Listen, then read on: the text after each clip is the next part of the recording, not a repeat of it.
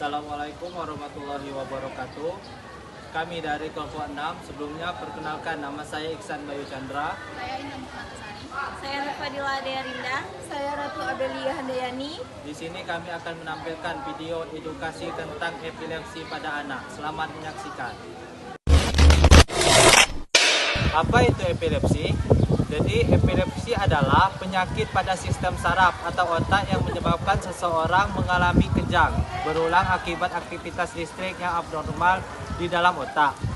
Kejang dapat terjadi tanpa adanya pencetus yang jelas dan dapat muncul kapan saja.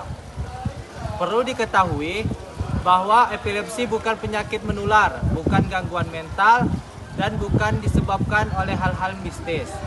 Dengan pengobatan yang tepat dan dukungan keluarga, sebagian besar anak dengan epilepsi dapat tumbuh, belajar, dan menjalani aktivitas sehari-hari seperti anak lainnya. Yang kedua yaitu apa penyebab epilepsi.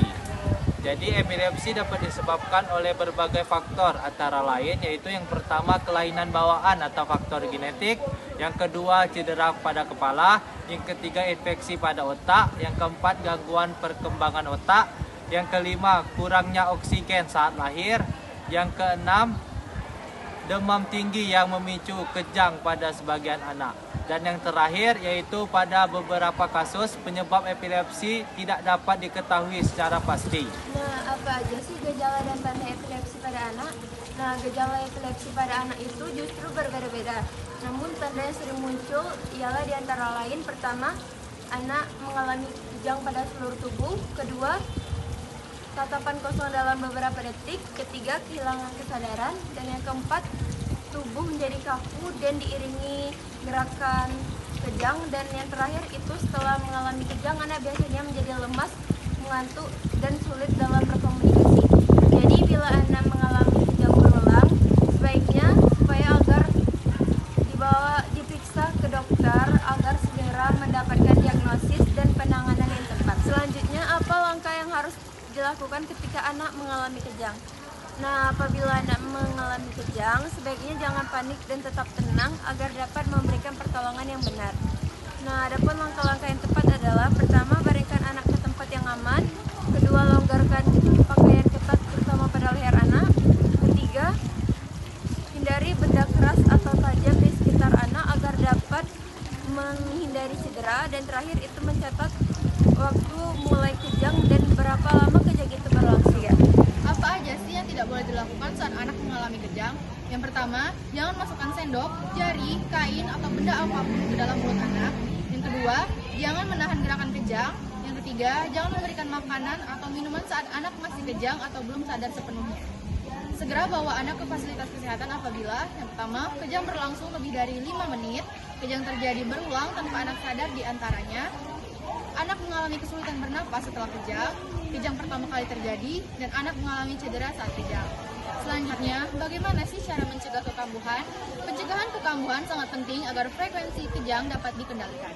Beberapa hal yang dapat dilakukan yaitu berikan obat anti-epilepsi sesuai jadwal yang telah ditentukan dokter. Jangan menghentikan obat tanpa berkonsultasi dengan dokter. Pastikan anak mendapatkan waktu tidur yang cukup. Selanjutnya, peran keluarga. Keluarga memiliki peran yang sangat penting dalam keberhasilan pengobatan anak dengan epilepsi. Sebagai orang tua diharapkan pertama, memberikan obat sesuai dosis dan jadwal. Yang kedua, mengawasi kondisi anak saat melakukan aktivitas. Yang ketiga, memberikan dukungan emosional kepada anak. Yang keempat, mengetahui cara melakukan pertolongan pertama saat anak kejang. Yang kelima, tidak memberikan stigma atau perilaku yang membuat anak berbeda. Dan yang keenam, memberitahu kepada guru dan pengasuh anak mengenai kondisi anak dan memberitahu bagaimana cara pertolongan pertama saat anak kejang.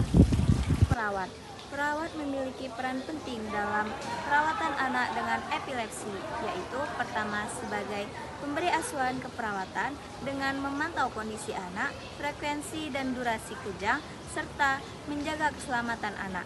Yang kedua, sebagai edukator dengan memberikan informasi kepada keluarga tentang epilepsi, kepatuhan minum obat, serta pertolongan pertama saat kejang. sebagai pemberi dukungan dengan membantu anak dan keluarga untuk menghadapi epilepsi serta mengurangi rasa takut dan rasa cemas. Selanjutnya, sebagai koordinator dengan bekerja sama dengan pihak dokter, keluarga, dan tenaga kesehatan lainnya sehingga perawatan anak dengan epilepsi berjalan dengan optimal. Sekian video edukasi dari kami, semoga bermanfaat. Wassalamualaikum warahmatullahi wabarakatuh. Ada yang hilang dariku belakangan, serang tak mudah bertemu rasa senang.